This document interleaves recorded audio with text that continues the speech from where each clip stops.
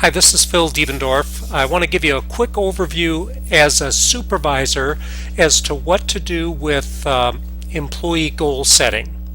So in a previous video, I showed from the employee perspective how to set individual goals using a workflow. Once that employee has completed that, that will then be routed as a workflow to you as that employee's supervisor to review and approve and launch the review if you're ready to do that.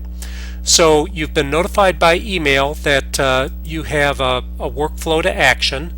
So you come in, select the review planning workflow under Gary just by clicking the envelope here which says you have new workflows.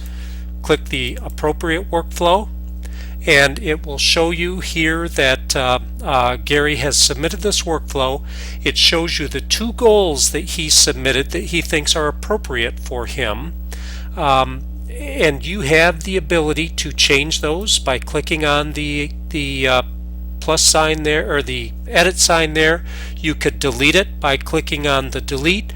You could add additional goals by clicking the plus sign if that's appropriate. So you still have complete flexibility to edit the goals as you see fit. Once you have the goals set the way you want them to be set, you can also review the competencies that have been assigned to Gary. Those come from templates that are set for the specific employee. Any values in this case, or you may just have competencies, or you may have some different words here. And you can also review the review setup. So the review setup just says that you're going to be the primary appraiser here under review approver. Your second line supervisor will be the final approver. It'll be routed there, and that you do want up here the target employee, which would be Gary, to complete the review himself. That way you'll have a self-appraisal there.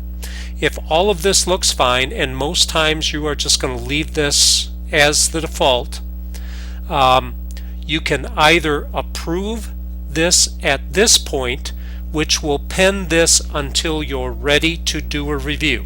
So if this is at the start of the performance period, and maybe you've got a year-long performance period, this will be pended. You can reopen it if you need to assign new goals, if you need to change goals over the course of the performance period. Once you're ready, you can click the Create Review button, and this is going to initiate the actual performance review. You'll give it a name.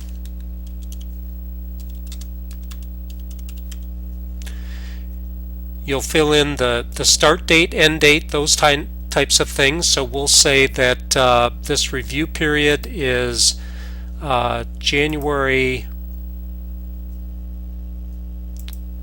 through, so we'll say January 1 through